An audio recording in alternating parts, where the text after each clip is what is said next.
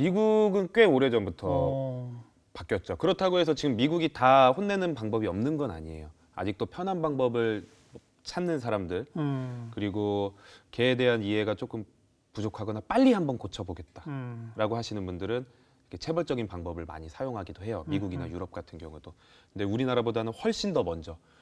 우리나라 같은 경우는 한 5년에서 7년 전부터 이 칭찬을 통한 교육이 조금 자리를 잡기 시작을 한 것 같고요. 미국 같은 경우는 그래도 2000년대 초부터 이런 얘기들이 많이 나왔죠. 네. 그 체벌을 통한 교육은 그러면 절대로 해서는 안 되는 겁니까? 아니면 필요할 때는 칭찬을 통한 교육이 기본이지만 네. 필요할 때는 체벌도 필요한 겁니까? 저는 필요할 때는 체벌도 필요하다라고 말씀을 드리는데 제가 말하는 체벌은 육체적 가해를 가하지 않는 체벌. 그게 뭐죠? 체벌의 방법도 사실 여러 가지가 있잖아요. 뭐 굳이 육체적인 가해를 가하지 않더라도 이 친구가 좋아하는 걸 뺏는 것도 체벌이고요. 네. 예를 들어서 무시를 하는 것도 하나의 체벌이 될 수 있고요. 아니면 뭔가 하려고 하는 거를 가로막는 것도 체벌이 될 수 있고. 하지만 육체적인 체벌은 저도 경험을 해봤지만 부작용이 너무나도 많습니다. 그러니까 많은 분들이 그렇게 생각하세요.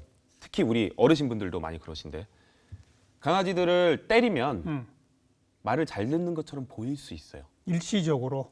일시적이 아닐 수도 있습니다. 계속 말을 잘 들을 수도 있어요. 근데 그 대부분은 학습성 무기력증에 걸리는 경우가 많아요. 그러니까 내가 뭘 잘못해서 이 행동을 하면 안 되고 어떤 행동을 해야지라고 배우는 게 아니라 그냥 보통 우리가 혼내는 대부분의 행동들이 개로서의 본능적인 행동들이거든요. 나는 개로서 해야 되는 행동을 하는데 맞는 거예요. 그러면 개들은 나는 뭘 해도 맞는구나. 그러면 아무것도 하지 말아야지 하면서 학습성 무기력증에 걸리고 아무것도 안 하게 되는 거죠. 그러면 그걸 보고 사람들은 걔는 맞아야 돼 라고 생각을 하는 경우가 맞는 거죠. 그리고 착해졌다고 생각하겠지만 네. 사실은 개로서 할 수 있는 또 다른 재롱을 하나도 안 하는 거군요. 그럴 수도 있죠. 네, 그리고 또 하나는 요즘은 이제 우리가 애완견이 아니라 반려견이라고 하잖아요. 반려견이라고 그러면 하죠.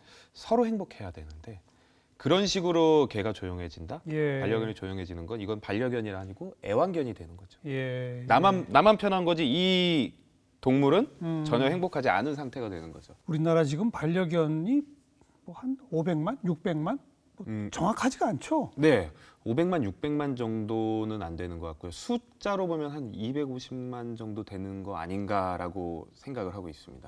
네. 그래도 엄청나게 늘어난 거죠. 네, 엄청나게 옛날에 비해서 많이 늘어났죠. 우리나라 이 반려동물들을 이 강아지를 키우는 분들은 아직도 이 가서 삽니까? 네, 아직도. 아직도 그러면 이렇게 일부러 번식을 시켜서 네. 펫샵에 가서 이렇게 분양하고 네. 펫샵에서 그걸 팔고 이런 게 여전히 대세입니까? 네, 아직도. 그래요? 네, 저도 이런 문화를 좀 빨리 바꿔보고 싶은데 아직까지는 뭐 가끔 한 번씩 이렇게 이슈가 터지잖아요.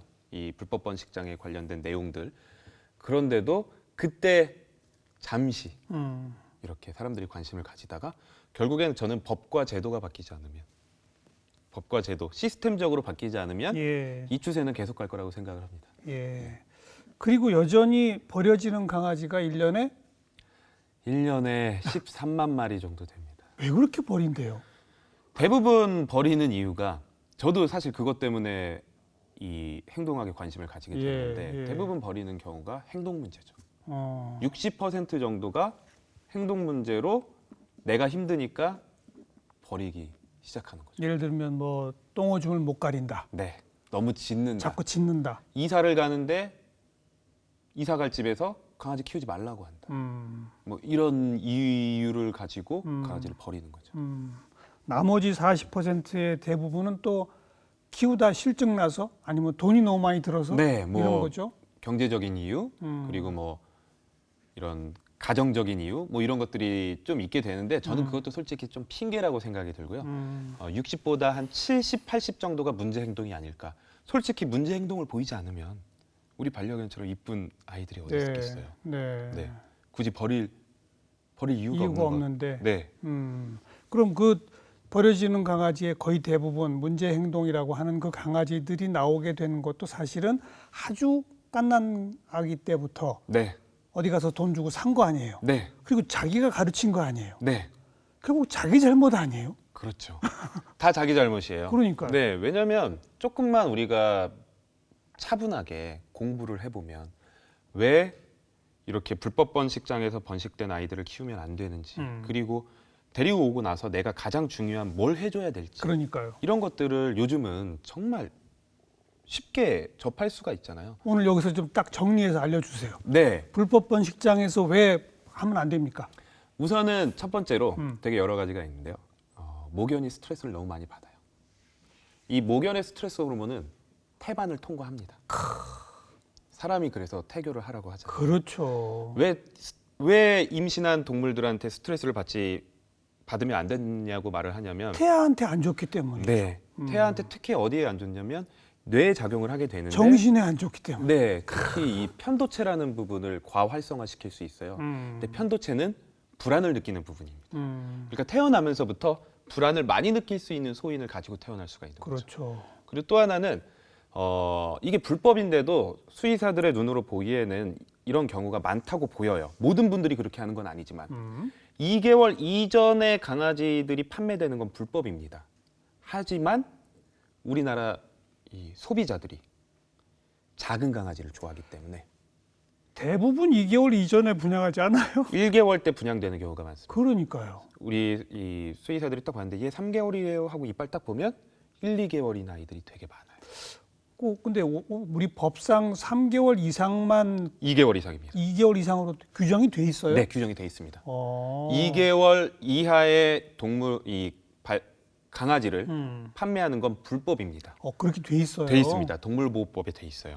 그럼에도 근데 불구하고 안 지키는군요? 모르니까요. 아니, 태어났을 때부터 네, 딱 네. 뭐 소고기처럼 소들처럼 이렇게 이력제를 하는 게 아니기 때문에 맞아요. 얘 2개월이에요 말하면 아무도 알 수가 없어요. 근데 법상 그렇게 해놓은 거는 뭐 제가 알기로는 강아지도 태어나서 3개월까지는 꼭 엄마의 보살핌을 받아야 된다면서요? 2개월까지. 최소한 2개월은? 네, 2개월이 가장 좋습니다. 보통 2개월까지는 모경과 함께 있어야지만 정서적으로 안정이 돼요. 사람이랑 너무 비슷해요. 똑같은 거죠. 네. 그래서 실제로 영국에서 연구해 본 결과 2개월까지 모경과 함께 있었던 이 강아지들, 그리고 2개월 이전에 떨어진 아이들 비교를 해봤더니 모경과 2개월까지 같이 있지 못했던 강아지들이 2개월까지 같이 있던 강아지들보다 모든 문제 행동, 특정한 문제 행동이 아니라 모든 문제 행동이 213% 많이 발생했어요. 그러니까 정서적으로 안정되지 못하기 때문에 그걸 1차 사회화라고 부르거든요. 모경과 2개월까지 같이 있는 그 기간을, 이걸 겪지 못한 아이들은 훨씬 더 문제 행동을 많이 보이게 됩니다. 그러니까 우선 모견 자체가 스트레스를 계속 받고 있고, 네. 그 우리나라 모견들의 이 삶이라고 하는 거는 이 새끼 낳고 또 금방 또 임신해서 또 새끼 낳고 이럽니까? 네. 아니, 가보시면 진짜로 기겁을 할 수밖에 없는 게, 전 수의사라서 대학교 때부터 소농장 실습도 가보고 돼지 농장 실습도 가보고 다 가봤단 말이에요.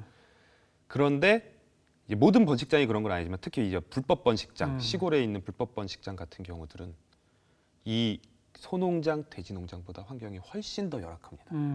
훨씬 더 열악하고, 뭐 원래는 우리가 윤리적으로 브리딩, 교배를 하기 위해서는 한 번 이 발정이 나면은 임신을 하고 그 다음 건 한 번 띄워주고 그 다음에 하고 해야 되는데 그럴 수가 없는 시스템인 게, 뜬장에다가 수컷 강아지, 암컷 강아지 넣어놔요.